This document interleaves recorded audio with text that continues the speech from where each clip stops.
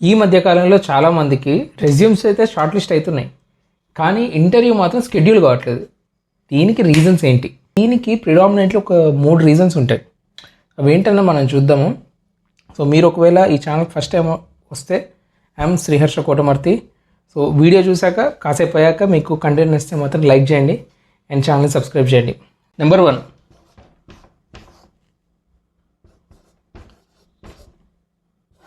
PIC or PRC, which is pre-interview check or pre-recruitment check. ఇదేంటంటే మీకు నేను recruiter అనుకోండి, నేను కాల్ చేస్తాను. సపోజ్ నేను HCL నుంచి మీకు కాల్ చేశాను. యు ఆర్ సమ్ రాకేష్ మీ గురించి చెప్పండి, tell me about your self అంటే మీరు చెప్తారు, I worked in 5 years in so other company and this is what my experiences, మా పవర్ BI డెవలపర్ ఇది అని మొత్తం చెప్తారు. చెప్పినప్పుడు సాధారణంగా MNC కంపెనీస్ అయితే ఏం చేస్తాయంటే మీ UAN నెంబర్ కానీ, మీ PF అకౌంట్ కానీ, మీ పే స్లిప్స్ కానీ, ఒక్కోసారి ఆధార్ కార్డు కూడా అడిగితే తప్పలేదు. ఎందుకంటే మీరు MNCస్కి ఇస్తున్నారు కాబట్టి విచ్ ఇస్ ట్రస్ట్ వర్తి. వాళ్ళు ఏం చేస్తారంటే ఈ pre interview check or pre recruitment check అని ఒకటి రన్ చేస్తారు. అసలు మీ కంపెనీ జెన్యూనా కాదా, మీ PF అకౌంట్, మీ UAN అకౌంట్ ఏదైతే ఇచ్చారో అవి అసలు జెన్యూనా కాదా, వాటిలో నిజంగానే అసలు కంపెనీ ఉందా, బ్లాక్ లిస్ట్ అయిందా ఏంటి అనేది ముందు చూస్తారు. ఒకవేళ అది బ్యాన్ అయిన కంపెనీ లేదా ఒక బ్లాక్ లిస్టెడ్ కంపెనీ ఇట్లాంటివి ఏదైనా సరే మీకు 99% ఆఫ్ ద టైమ్స్ మీకైతే కాల్ రాదు. సో ఇది నెంబర్ 1 థింగ్. సో మీరు ఒకవేళ ఫేక్ ఎక్స్పీరియన్స్ పెట్టి ట్రై చేస్తుంటే మాత్రం ఇది ఒకటి కొద్దిగా గుర్తుపెట్టుకోండి. ఎందుకంటే మీకు ఎవరైతే ఫేక్ ఎక్స్పీరియన్స్ ప్రొవైడ్ చేస్తున్నారో, అసలు మన ఛానల్ అయితే అది మనం ఎంకరేజ్ చేయం, బట్ మీరు తీసుకుంటున్నారు కాబట్టి విల్లింగ్గా వెళ్ళి అట్లీస్ట్ ఆ కంపెనీ అయినా జెన్యూన్గా లిస్టెడ్ అయ్యిందా లేదా, అది నిజంగా ఉందా లేదా కంపెనీ, లేకపోతే బ్లాక్ లిస్ట్ అయిపోయి ఉందా అన్నది మీరు చెక్ చేసుకోవడం అయితే మ్యాండేటరీ. నెంబర్ 2 ఏంటంటే రెజ్యూమ్ వర్సెస్ JD. అంటే మీ రెజ్యూమ్ చూస్తేనేమో స్కిల్స్ అన్నీ కనిపిస్తుంటాయి.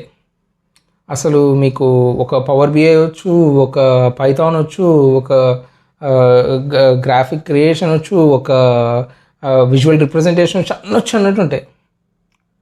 వాళ్ళ JD ప్రకారం మిమ్మల్ని ఒక క్వశ్చన్ అడిగినప్పుడు మీరు ఒక టిపికల్ డే రోజు ఈ ప్రాబ్లమ్ని ఎలా సాల్వ్ చేశారు, లేదా మీరు ఒకరోజు ఒక విజువల్ని క్రియేట్ చేయాలంటే మీరు ఫేస్ చేసిన ఛాలెంజెస్ ఏంటంటే మీరు చెప్పలేకపోతున్నారు అనుకోండి, even at that time also recruiter will assume or your hiring manager will assume లేదు ఈ క్యాండిడేట్ అంత ఫిట్ లేడు, ఎందుకంటే తను ఎక్స్ప్లెయిన్ చేయలేకపోతున్నాడు తను రోజు చేసిన పనిని కూడా అన్నది ఒకటి కన్సిడరేషన్ కింద తీసుకుంటారు.